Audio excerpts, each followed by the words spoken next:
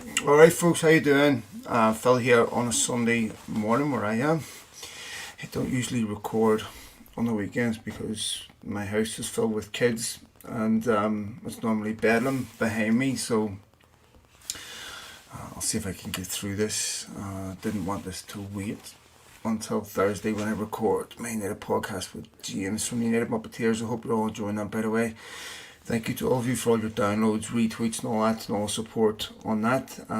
That podcast will significantly improve as time goes by. It's we start to refine it and finesse it a bit. So thanks to all of you for downloading that. Obviously, want to give my reaction to primarily what happened yesterday with Brighton, and I watched the match later on with obviously, as many of you knew, I was having knee surgery yesterday. And I got to watch the first 20 minutes before I went in. So right before they put me out, I saw the Danny Welbeck goal. And the rest of it, when I got home later, didn't surprise me an awful lot. What we saw, pretty much what we've seen from United and what we're used to. So basically, every once in a while, United have a decent season. And the default setting now for this team is what we've seen. And one of the things that surprises me that United fans, not all but many, seem to never learn from is they call for the manager's head. I mean, does anyone really believe United are a good manager away from fixing that? I mean, quite clearly the problems at United are systemic. That transcend a manager who's come in and tried to bring standards to the football club, tried to bring discipline to a football club that has had no discipline. Ten Hag said that the culture that he inherited at United was bad. Why was it bad? I mean, they've had, 10 years to get it right?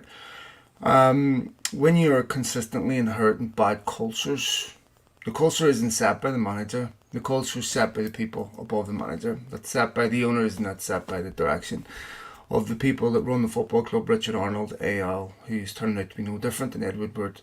And that is because you don't get hired by the Glazers unless you personify their values. And you run the football club exactly as they tell you to do so. An ideology that infests the football club and prohibits it from being successful. And so what you see on the pitch is primarily the default setting. You can come in as a manager and you can vibe your way, you can overcome that for a while. But eventually, all organisms are reflective of their environment. And the environment that United is one that does not prioritise sport and success. For the Glazers, they will have had an amazing week. They got a new shirt sponsor. That's all they care about. That is success for them. To you and me, we judge Manchester United by what happens on the pitch. They don't. They judge it by what happens off the pitch. This is, of course, why Richard Arnold is the most well-paid individual in his position in the league. So clearly his compensation has nothing to do with football success or even a football club to be proud of, toggling between one crisis to the next. And I think what I will say in criticism of Ten Hag, one of the things that sort of disappointed me a bit, and I understand for him it's a difficult situation because he doesn't quite know what to say and he can't be too doom and gloom. But you can see that Ten Hag is trying to run a football club in a way that it's never been run before. One, laying down discipline. Players have never had to face discipline for the things that they're doing. United place their valuation on a player based on a couple of different metrics. One, what is your commercial appeal? If you have large commercial appeal, you can pretty much do what you want. Manager's never getting rid of you because Joe Glazer isn't going to let that happen. Two, how much does it cost to replace you? If we don't have the money to replace you, you're stuck with them. Players know this. So Ten Hag's like the wicked stepfather coming in trying to lay down rules on kids that have never had discipline, and of course they resent him for that. They resented Ranić, they resented Solskjaer. They've come up with excuses for every single manager, right? They didn't like Van Gaal. They didn't like Mourinho because he was too nasty. They didn't like Solskjaer because he was too nice. They didn't like Ranić because he was digging him out in public. Now, we don't like Ten Hag because he plays favourites. This nonsense. On and on and on and on and on. Cristiano Ronaldo had to leave the football club because of standards. See, when you're a top class player, you don't depend on the football club setting the standards. You don't depend on the manager setting the standards. You bring your own. That's why they're top class players. And if your football club doesn't adhere to those standards, you lose those players. So whatever you think about Ronaldo, whether he was a good signing or not, the biggest concern for me was that he was ousted because there was lots of players around him who were uncomfortable with the standards that he was demanding of them. Again, because they've never had those demands put on them. Partly because they're not incentivised for sporting success, nor are the consequences at United commensurate with any other football club who don't accomplish sporting success. You look at Real Madrid, would they get rid of Eden Hazard? If he was at United, he'd be on another 4-year contract. João Cancelo crossed Pep Guardiola once. What happened to João Cancelo? Out. It is entirely appropriate that Ten Hag puts Jadon Sancho outside the first team if he isn't willing to conform to basic disciplinary measures. No matter what the cost is to United as a player, you cannot run a successful football club with players doing what they want whenever they want. And nor can you run a successful football club when you have players that aren't willing to take responsibility for their own failures. Now, I did find it surprising that Ten Hag went public on Sancho, because once he did, you can't put it back in the bag. And things that happen at United all the time that aren't made public. I mean, Zidane Iqbal and Scott McTominay had a big fight on the training pitch last season, wasn't made public. Lots of these things happen all the time. So for Ten Hag to go public, especially a few days after the transfer window, was a big surprise to me. Sancho was dropped for the Spurs game for showing up late to training. So this has been a consistent problem. And I'm sure Ten Hag is fed up with it. And why you're running a football club with the expectation that this is okay, why players think that this is okay to repeatedly do this and then complain about favouritism, shows you the mentality of these players, shows you that there's never been any serious structure at Old Trafford where this is completely unacceptable. Mason Greenwood did this repeatedly. You know, there was games Mason Greenwood didn't show up for. I think it was an Everton game he didn't show up for. You know, and so it wasn't suspended. So I can understand sometimes when Sancho says there's been favouritism, but that's partly because of the lack of structure that still exists at the football club. These are things that no football club should tolerate. If your priority is on the field success, these types of things can never be tolerated. When Ferguson left the football club, all his power was usurped, went upstairs to fucking idiots that have no idea what they're doing. We had an article a week ago saying United are now making sure that their contracts are based on performance. There's some new age thinking. There's some thinking that if only they'd listened 10 years ago to any idiot in the street, they'd avoided the situation that they're in. Ten Hag is clearly impeded by the incompetence of the past, with players on contracts that are quite frankly ridiculous, that shouldn't be anywhere near this football club. And it's very difficult to change the culture at a football club when you're stuck with players you can't get rid of. This is what happens at Chelsea too, where a manager is essentially a glorified coach, and players know you have no real power, you have soft power, but you really have no power to implement any serious change that makes a material difference in their lives. You can't really get players out. I mean, you can get some out, but it all depends on their appraised value United, and eventually the manager gets a sack. Someone else comes in. Richard Arnold never gets a sack.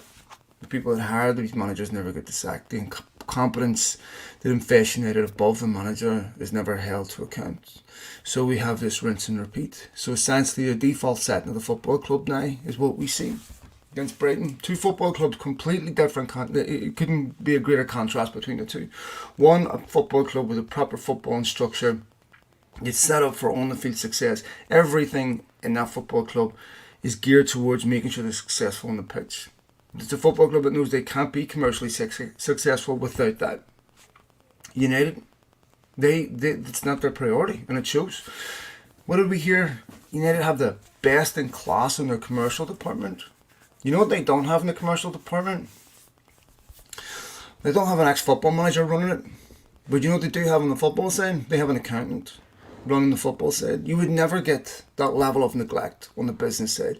You couldn't go to Joe Glazer and say, hey, Let Giggsy run the commercial department. Not a fucking chance. No chance. Consequences of failure, they're far, far, far too great. We prioritise excellence.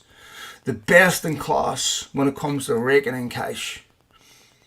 But when it comes to anything else on the football side, give any dickhead a go at it. We let an accountant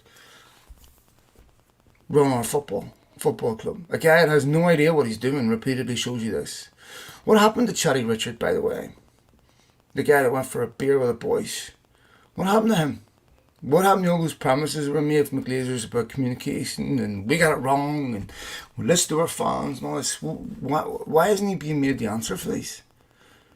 And when we're told we can't criticise Harry Maguire, why? Why can we not criticise Harry Maguire? It seems to me that we're hardly in Italian ultra territory here. It seems to me that United fans are being blamed for a lot of the problems that infest the football club. What happened yesterday wasn't a major surprise, was it? I'll tell you something that irritated me about Ten Hag after the game was saying, we started the game well, we were unlucky. Listen, Eric, you're not unlucky if you can't put the ball in the back, and that's a major skill at this level. Once again, you showed as soon as you went behind, you can't get back into a game. Once again, you're conceding the same goals where there's no pressure on the ball. I mean, take a look at those goals. Brighton, pass through United, no resistance whatsoever. Exactly the same thing that happened with Odegaard when United went 1-0 up against Arsenal. They had equalised before United even touched the ball again. No pressure on the ball, simple passing through lines, no consistent pressure. Some players pressing, some players not. Players walking up front, players, strolling. Martial, Rashford strolling around, kind of pressing, but not really. And that body language has been there from day one. From the start of the season, it was there against Wolves, it was there against Forest, it was there against Spurs. Same thing against Spurs. Played well for the first 20 minutes. As soon as they went behind, what happened?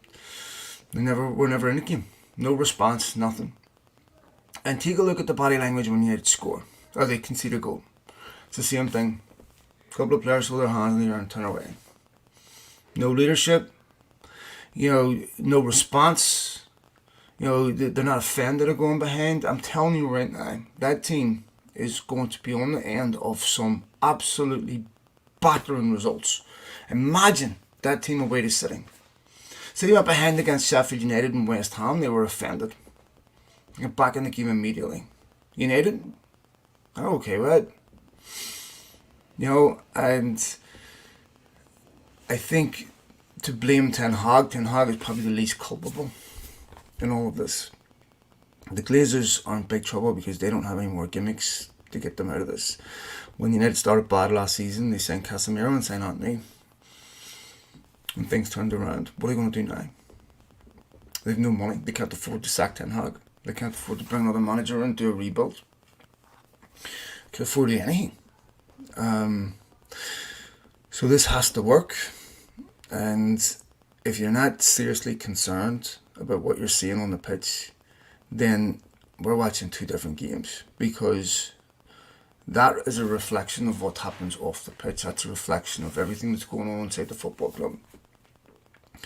And United have never shown an ability to run United with any degree of excellence.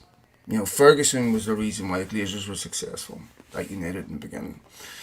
And they couldn't wait till he left. This is, of course, why, David Gill and Ed Woodward hate each other.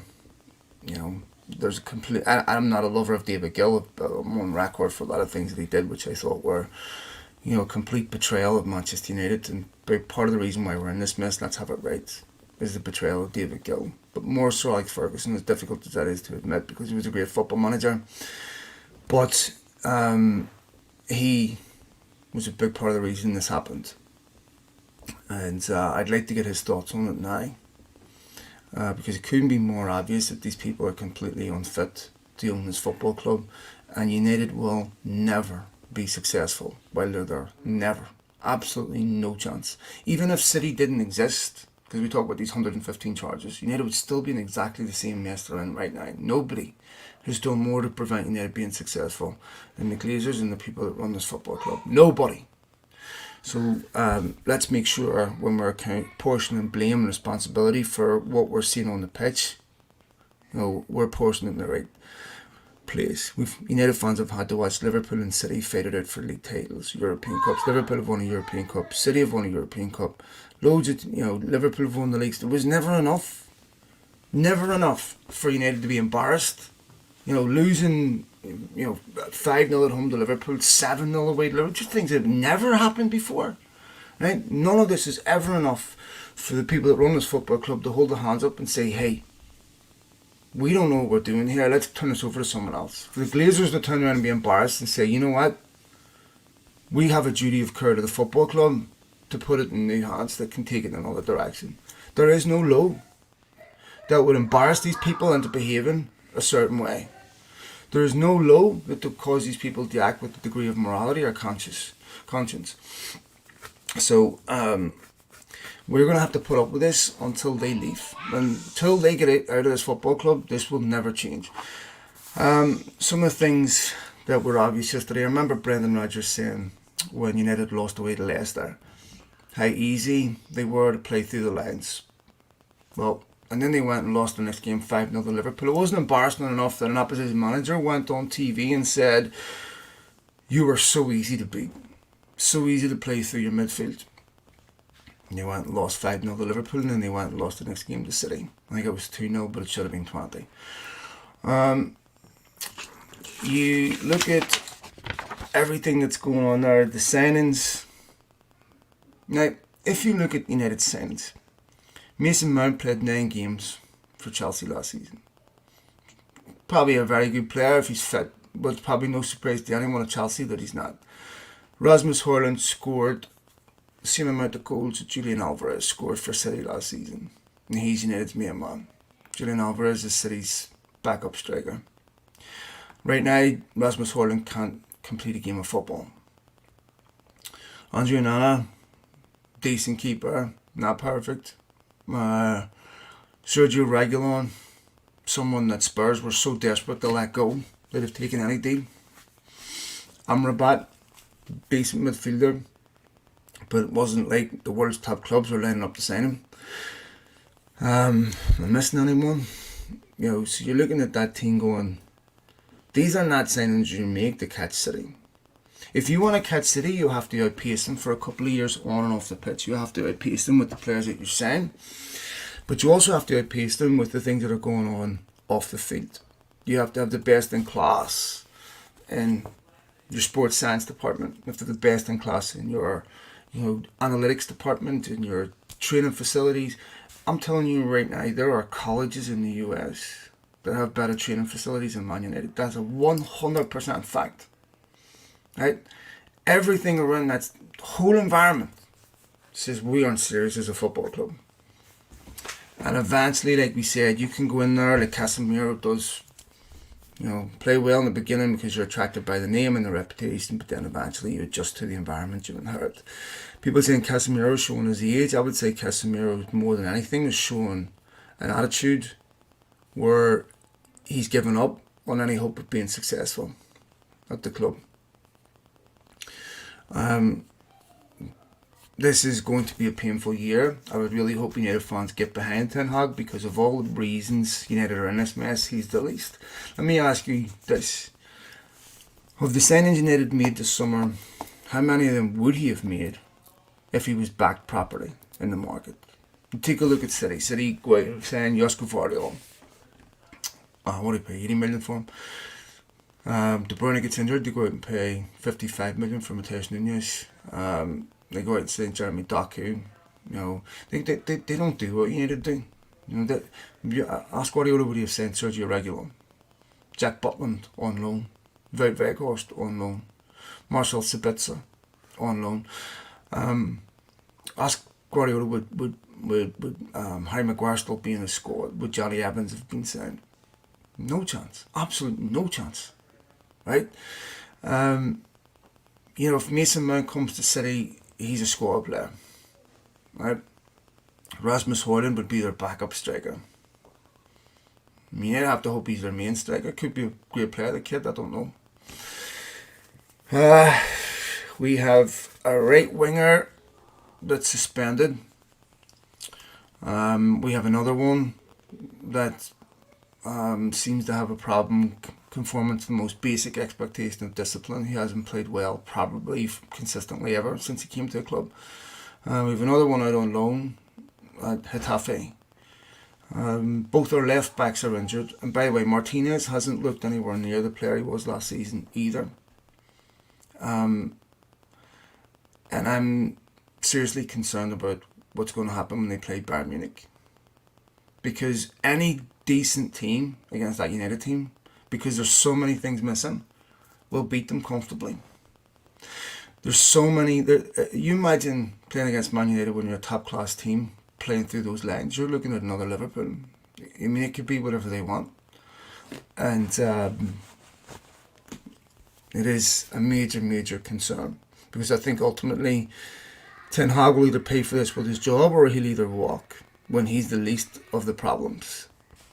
And we have this cycle on repeat, because everything is a derivative of the ideology of the owners of this football club. It is looking at what we see at United, it is a reflection of where the club is at, and the only positive for me is United and commercially cannot afford to not finish in the top four. They can't afford to have this continue, because the Glazers will they can't afford to endure these types of hits. And like I said in the podcast a week and a half ago, United have been in discussions with Ineos. I know it's not everyone's perfect ownership. Everyone has their different opinions on this, but anyone would be an improvement on this. And sometimes it's difficult for me to retain my professionalism, if I even have that, when I'm talking about the Glazers, because I absolutely despise them with every sinew of my body. I loathe them. Not just because of what they did to United, but because of the type of human beings that they are. Because they hold themselves to no moral standard, so it's difficult to appeal to their better nature or their morality when they have none. Anyone else that had any empathy for something that beyond, its ability to self-enrich you would care and say, you know what, we'll take our 5 billion and we'll go. We've made enough. I mean, what are they not gonna be able to do in their lives that they will be able to do if they squeeze another billion out of United? I mean, what does that prevent them from doing? I mean, these are men, mostly in their 60s, what have you. It is just the fucking repugnant epitome of greed. Just a modern day Jacob Marley, the avatar for venal, avarice, just despicable human beings, absolutely despicable. And it is, to me, a permanent, it should be a permanent memory of shame to the Premier League. These types of people own their football clubs, and you were like, this would never happen in the NFL. I understand it's a separate entity, but your regulation isn't enough to stop something like this. Everton are about to be taken over by 777. It's going to be probably the same thing, but they don't care because they're the same, exactly the same mentality. These people, these accountants, these bankers got into football, they sodomized it, and they made sure. You look at what the Glazers are trying to do. The Glazers want a competition where there's no reward-based revenue. They want a closed competition where if they finish last, they make the same money. Think about what they're trying to do. They're trying to remove any incentive or motivation to be competitive. But of course, they want to make sure that they maximise their returns. I mean, they should have been marched out of Old Trafford that day for doing this, for trying to put Manchester United into a competition where there is no incentive to perform. They, make no mistake about it, they'd be happy to finish last in the Super League every single fucking year, as long as the checks keep coming in, as long as somebody keeps paying them. If you work for Joe Glazer, and you have two choices, you can walk into Joe Glazer and you can say, Joe, Envelope number 1, we won the treble this year, but we broke even financially. Or envelope number 2, we finished mid-table, but we made 200 million. Which one are you giving them? That's their metric of success, is financial. Are Qatar still in the race? It's hard to say because you'd imagine if Qatar, I'll take some questions, if we were still in the race, why wouldn't it be done already? Plus, you look at the way United were behaving towards the end of the window. They certainly weren't behaving like a football club that was about to be sold to someone like Qatar, because the money that they were refusing to spend as a rounding error to Qatar, it looked like to me that they were trying to show a profit for one of two reasons: either so they could pay dividends to themselves, or because they were trying to borrow money. So, I think Jim Ratcliffe is acutely aware that any controlling stake of the Glazers in Manchester United would be completely anathema to United fans. And I think he's doing this for a legacy more than vanity. Probably both, but more as legacy. So they can be very careful about that. Alright, let me take a couple of questions, folks. What do we got here? Did the Glazers sell and buy during the huge stock rise? So they've done this before. The father done this before. Done this with Harley Davidson, where they artificially inflated the price of the stock. They bought it, artificially inflated it, sold it, then they were sued. I think they're a little more careful with this. You have to realize, just even slight speculation sends stock prices through the roof. If you look at, for example, when Elon Musk first bought Twitter, I can't remember exactly what company it was, but it was a company that said that they were going to give away, I can't remember what medication even it was, and they were going to give it away for free or for $15, and it sent their stock price plummeting. Some better memory than me will be able to remember exactly what that was, but just a couple of tweets is enough to send the stock price fluctuating. So I don't think they will have commercially benefited from that.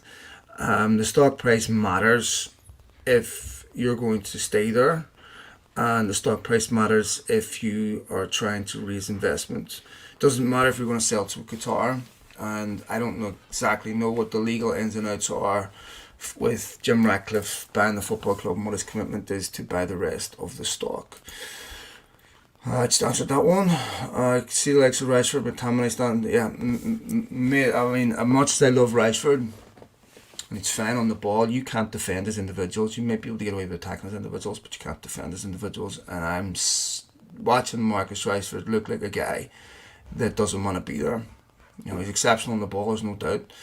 But that's totally different. The instinct to defend is something that has to come from a winning mentality, because most players don't want to defend, especially forwards. And the only way you can get forwards to defend is if they're completely committed to the result.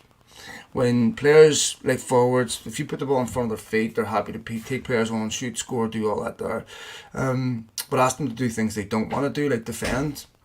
That's when you find out how committed they are. And Rashford, for that third goal against Arsenal, half-hearted tackle, completely resigned to losing. His attitude against Spurs when he got taken off, completely resigned to losing.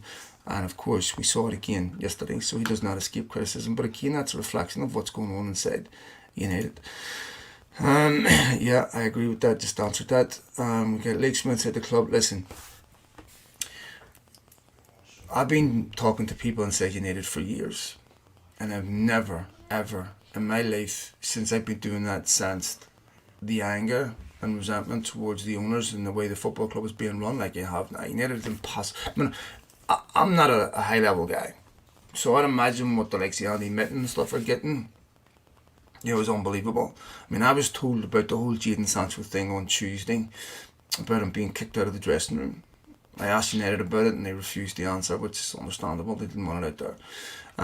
So if guys like me are getting that information, you can imagine what the top guys are getting, who work this every day of their lives, who are exceptional journalists, who put their heart and soul into this. So you're getting high level leaks that are devastating to the Glazers. And trust me on this, there's a lot worse that hasn't been made public. A lot worse. And I've seen some of that stuff, and I know it's authentic. And United know, and I've seen it. Let me see what else have I got here. Do you think there's a coincidence between the Greenwood situation and the bad attitude in the squad? Look, United can't prevent how players behave. All they can do is react to it. But when you're inconsistent in how you apply discipline, then you encourage it. And this is why Ten Hag is trying to lay down certain strict disciplinary measures so that you can somewhat discourage this type of behaviour. He takes responsibility, in my opinion, for Anthony, because if what the allegations being levelled against Anthony are true, these are things that don't just show up the last 12 months. These are things that are, I'm sure, consistent throughout someone's life. But all you can really do is prevent, is react to behaviour. It's very difficult to prevent human beings from doing certain things, but Mason Greenwood, it's not uncommon for young players to be late to train. It's not uncommon for them to have disciplinary issues. I mean, we all remember Ferguson's famous tale of going to parties with Sharp and Giggs. Of course, there was no social media back then. Ryan Giggs was doing some really, really abhorrent stuff when he was a young player. That had social media been around, it would have been parsed completely different. There was allegations that Ryan Giggs was doing exactly what Anthony was doing. And of course, a lot of this was during his playing career too. It came out afterwards that he was doing it, of course, but a lot of that abusive behaviour was alleged while he was playing. So this type of stuff is not new. It's all about how you deal with it. And, today with social media, it's impossible to keep a lid on this. I will say this, that United are definitely held to a different standard. I mean, high on earth, Thomas Partey is allowed to play for Arsenal without any real opposition is astonishing to me. Answered that one. No, sorry, I'm going to go to these other ones. Do you think... Oh, sorry, I just did that one. Was Jadon Sancho? He certainly was, yes. Last few weeks of the window, he was tapped up by Chelsea. Weirdly enough, started by getting a direct message on his Instagram.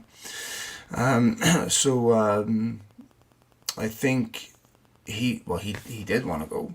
I don't know if there was problems predating that. I mean, with Ten Hag, Ten Hag was really good to him last season for reasons that we don't need to get into on here. But yes, he was definitely tapped up by Chelsea.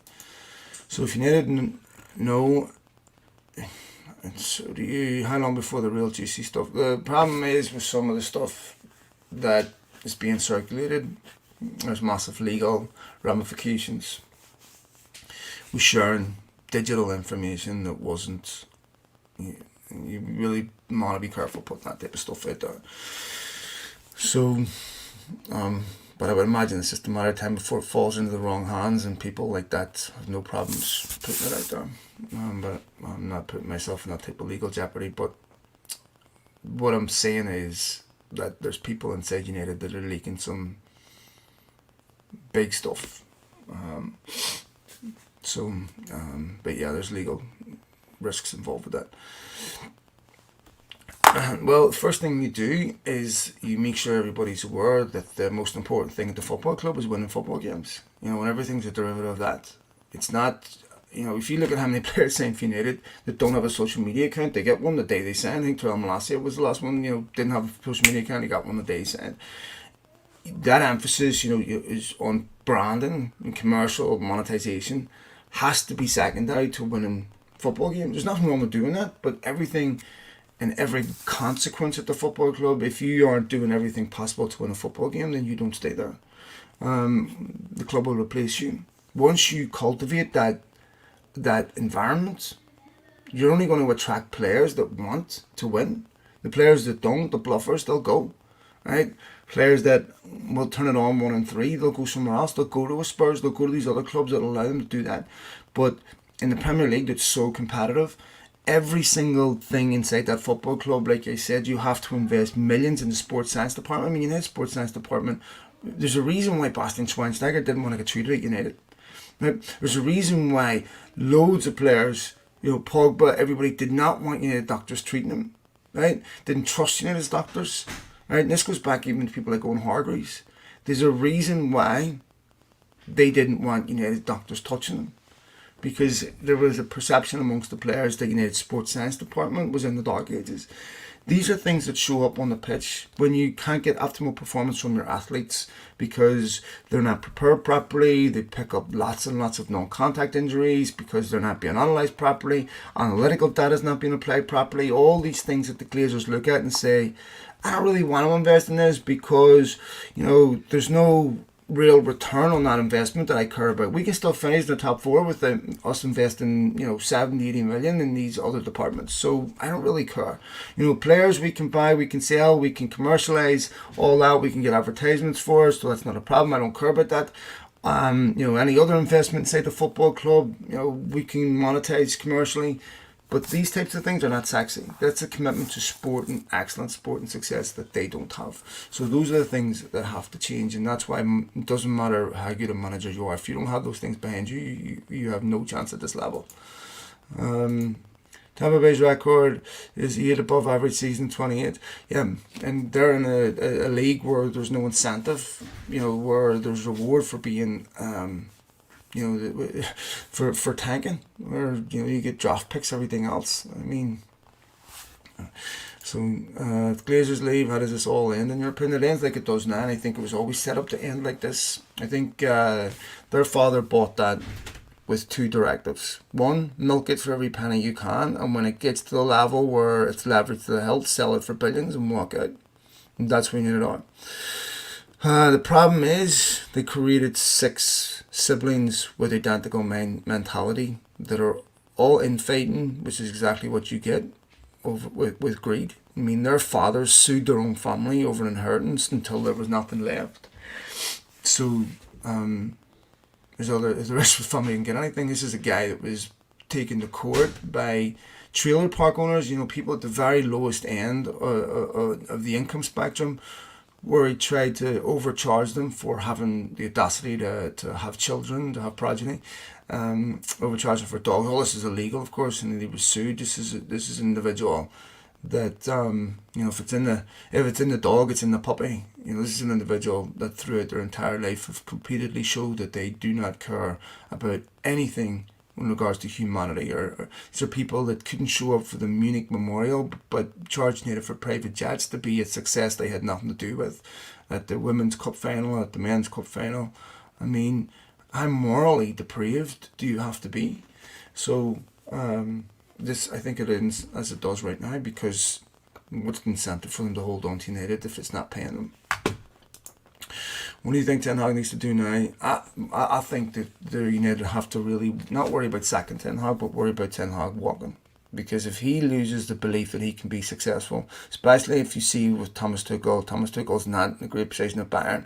If Thomas Tuchel is on shaky ground at Bayern, I can easily see Bayern coming and getting Ten Hag. I've always believed that. If you look at Bayern signings over the summer, they're very Ten Hag signings. Bayern does business in a way United can't. They go out and get Harry Kane. They go out and get top players. Even Bayern's rivals. They go out and get Jude Bellingham. United can't get Jude Bellingham. They got Erling Haaland. United couldn't get Erling Haaland. There's just repeated incompetence. So I think for United, I'd be very concerned about what happens there at Bayern. The chance that 5th might rescue the Glazers makes me sick. Yeah, well, that United team ain't finishing 5th, mate. No chance. Right? That United team right now will get beaten by any half-decent team. Because the problem is when they start doing a Ranić this early in the season, very, very concerned. So that United team will be lucky to qualify for the Europa League. And there's no abatement in sight because they can't go out in January and bring a couple of really good players in. They couldn't even loan players past January with a commitment, with looking for break clauses in the Regulon deal and Amrabat deal. What type of commitment does that say to a player? We want you, but we might want to kick you out in 6 months. Why would anyone do that? Why would you uproot your family from Italy to Manchester for a potential 6-month contract? It's absurd. It's totally absurd. You either want me or you don't. I don't see how that United team finishes in even Europa League. I remember after Brentford last season wondering where United's next 3 points were coming from. And if you looked at their form prior to Brentford, by the way, from Ranić on, it was relegation form. Ten Hag rescued them after that Liverpool result, and they went on a run. But that was partly because they brought in Casemiro and they brought in Antony. Now what are they going to do? I don't know.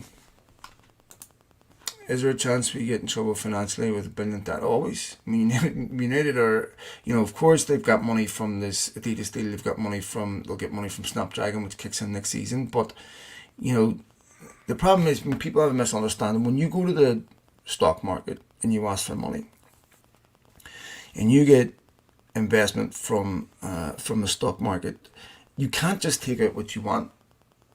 So people are on the impression the Glazers have spent loads. Look, you have a legal obligation to invest in the business, and the alternative was not taking that money out and treasuring it. Once you take money from the stock market, you are partially a publicly held company. You have financial commitments to your shareholders. You can't just go and take 100 million and put it in your back pocket. You can sell stock and do that, but you can't take the club's money. So there was an obligation for them to invest that money. But now they're at a point where, for a significant period, United were losing, it would have averaged at 104 million a year, which is completely unsustainable.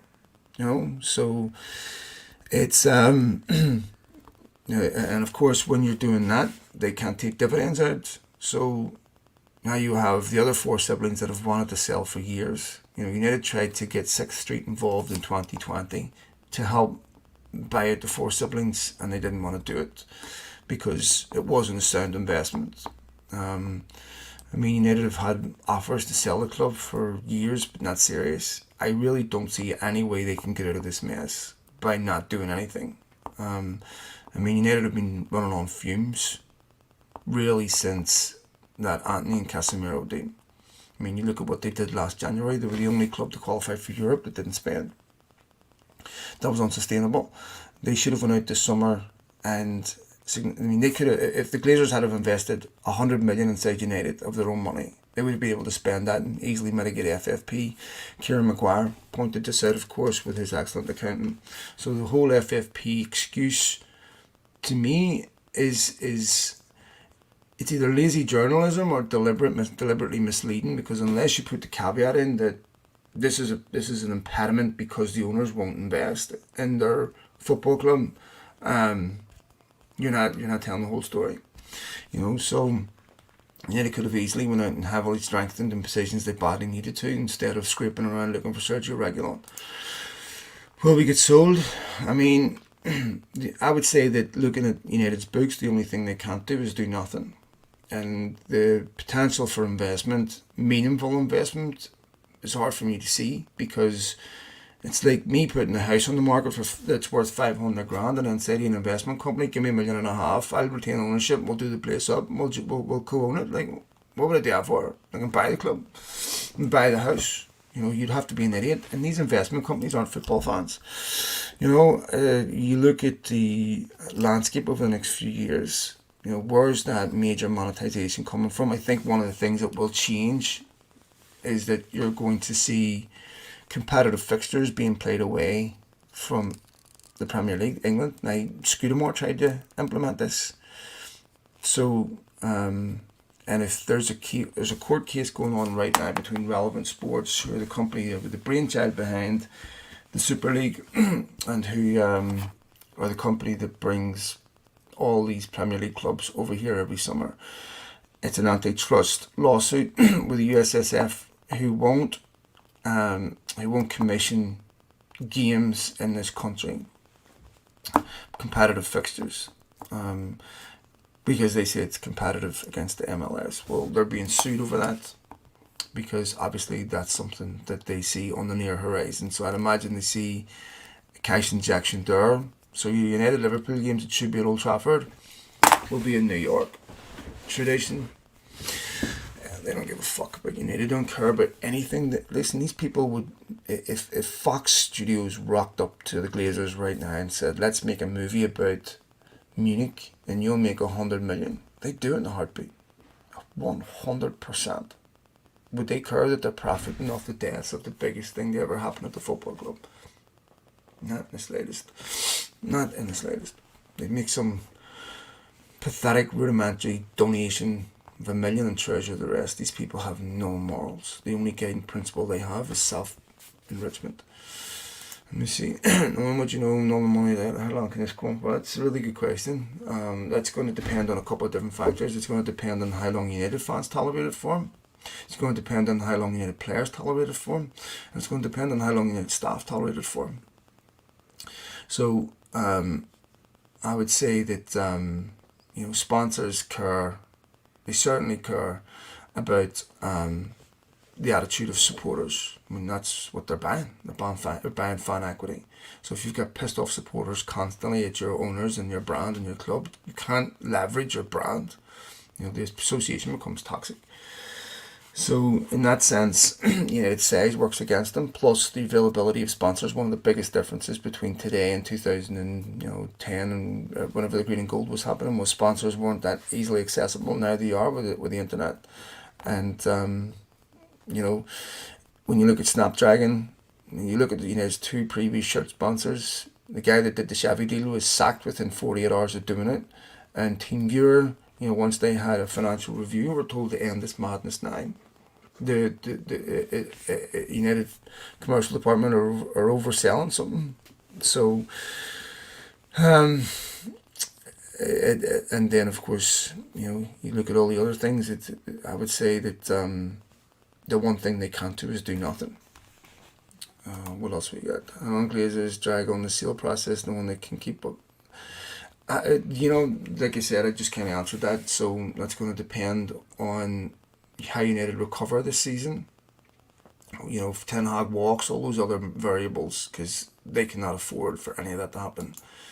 Do you think leaks are asking? 100%. Yeah, and I spoke to people inside United that they're well aware of how you and I feel, of how fans feel. They're well aware of what type of people they work for, but it's hard to make someone understand something when their paycheck depends on them not understanding.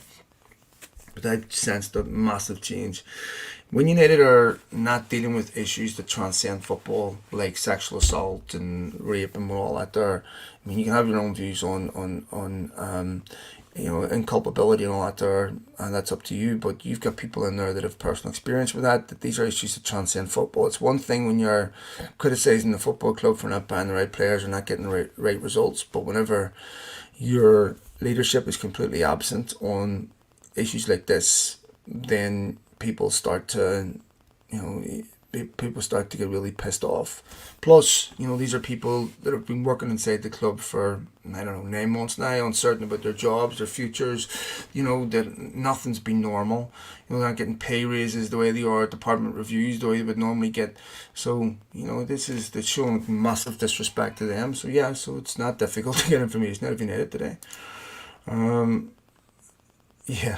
And just on that, by the way, the top level leaks about how United handled Mason Greenwood, that wasn't given to Adam Crafton by some low level individual. When you're getting leaks on that level, which are embarrassing to Richard Arnold, who's relatively popular inside the football club, then that is a massive tide shift. If you compare sponsorship data to them, very little difference. Yeah, I know, even just for inflation, but it's amazing to me there's still people out there that will pay for it. Do you think, second managers, of course, 100%. This is, total waste of time, and this is not the result of them. In fact, the manager's probably one of the only reasons why this is not much worse. Do you think we can turn around the pitch? I really don't know, because United have been abysmal in all 5 games. Abysmal. They should have lost the Wolves game. They could have easily lost the Forest game. We could easily be sitting here talking about 0 wins in 5 games. Easily.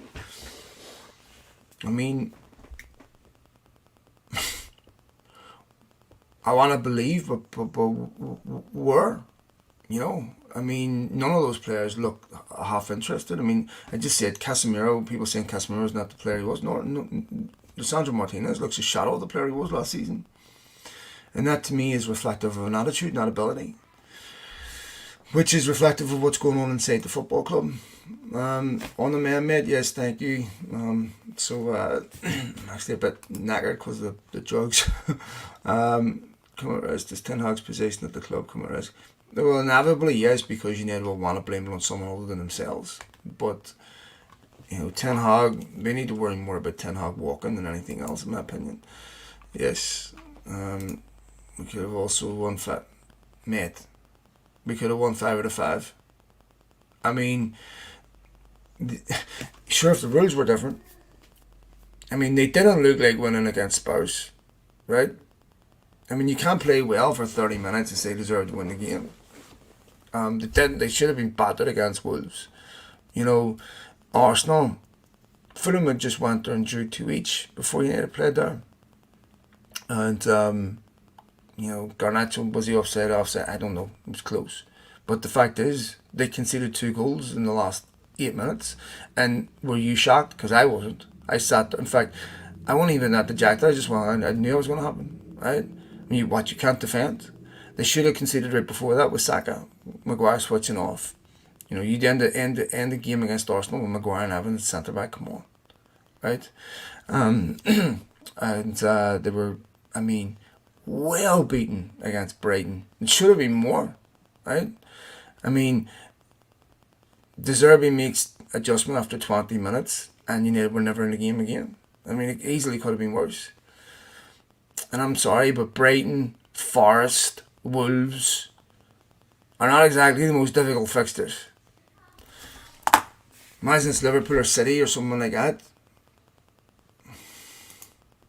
Things stand now. Do you think it's the most realistic outcome regarding the sale? I would say the most realistic outcome is that they'll do a deal with Ineos. And I think there'll be a staged buyout of them. I think Ineos will make sure they don't have any major influence on the board because they know that will be on a theme with United fans. And I think they'll be bought out over a couple of years. The Glazers are getting paid no matter what, whether they sell now or whether they sell over the next 3 years. It's not ideal. I'd want them out completely, but if they're phased out over 3 years, I take it because anything's better than this. Yeah, I know, and I accept that he's been injured. But to me, it's not about his ability; it's about reflection of the attitude of the whole team. Really, that just does not look right. It looks like there's serious crisis going on behind the scenes that affects how they take the field. It's I can only say what I see. Casemiro tell me no legs in midfield. But think about this, right? Company certainly has legs. Casemiro is still a world-class footballer. Eriksen's still very, very creative. But, to me, it's not even about the legs. It's just, it's about the fact that United they don't press properly. Ten Hag said this. What game was it? I think it was Spurs game. He said the problem starts at the front with them not pressing properly. Well, it's obvious. Take a look at what they did against Brighton. Rashford barely breaking out of stride, the press. Martial. I'm sorry. Very few players infuriate me more. I can't even remember the last time that guy broke into a sprint. But it's not just him. Say what you want about Garnacho, he comes on and gives you 100%. We should have been playing at the weekend. Palestra should have been playing at the weekend. Right? Because at least they try. Martial and Rashford jog. Rashford's brilliant on the ball. United's best player. But you can't defend like that. It's too easy, to play through. Same Arsenal played right through them. Spurs played right through them. Simple. What else we got? A few more of these lads and then I'm going to run. Thank you, Mac. Same to you, mate.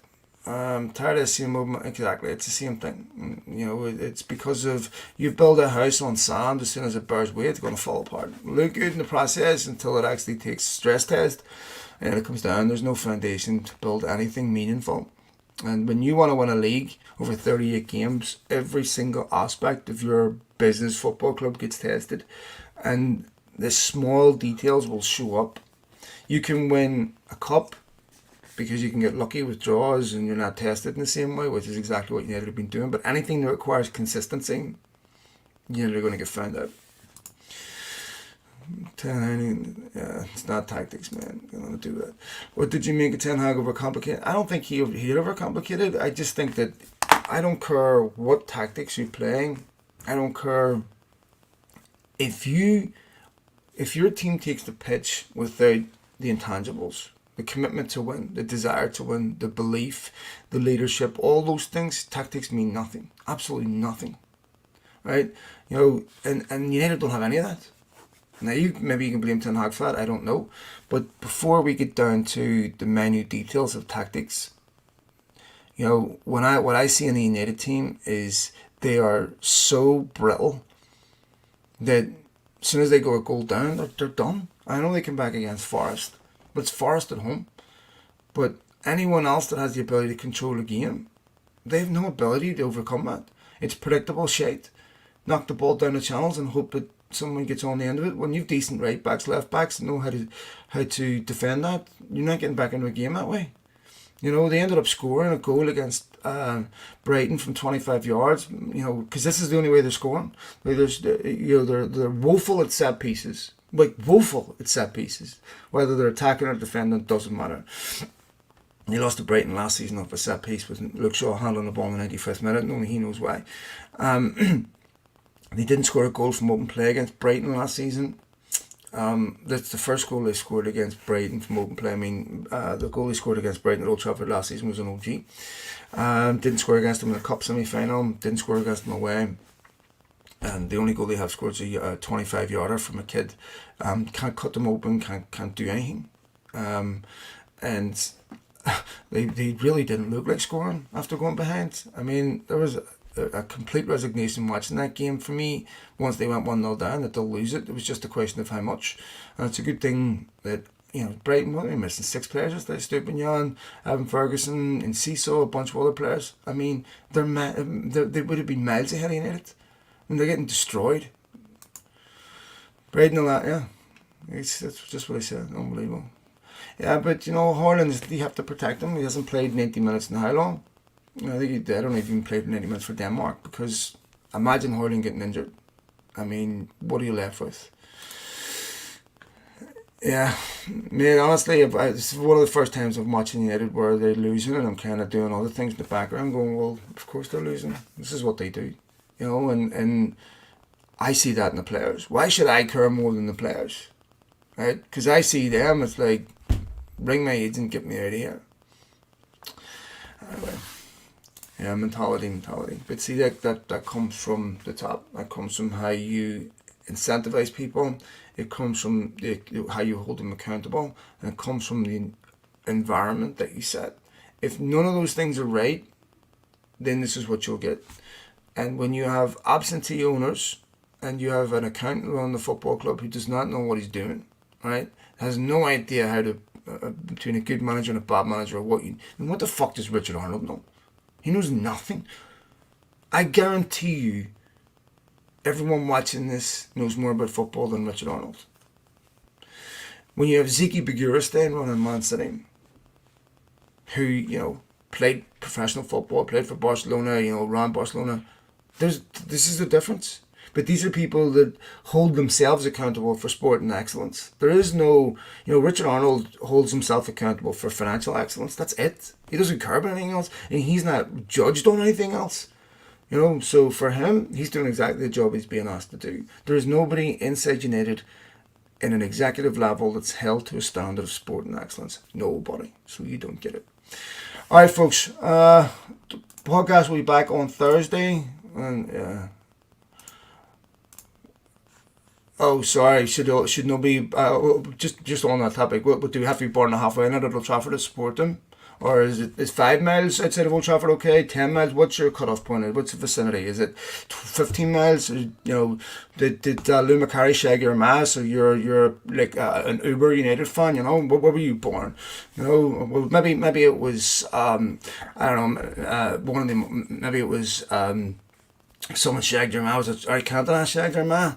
Come over. And so you're like an Uber red, were you like, born on in a penalty box, at Old Trafford, what's the facility? And by the way, does that count for the players too? None of the players are allowed to play for Man United either, because like they're not born inside Old Trafford. I mean, what absolute bollocks. Absolute and utter bollocks. Fucking weirdos. Alright. thanks to all of you for downloading the podcast and for listening. I hope a little xenophobic friend here, who clearly has a bit of an issue with anyone. I'm sure he was born right outside Old Trafford. I'd love to know what his cutoff is on the map. Who was it actually even said that? No one likes this. We don't care. I want to support a team from your own country. I'm sure. Why don't you go and watch a fucking podcast from someone from your own country, you dickhead? Alright. I'll catch you later, folks. Thank you very much.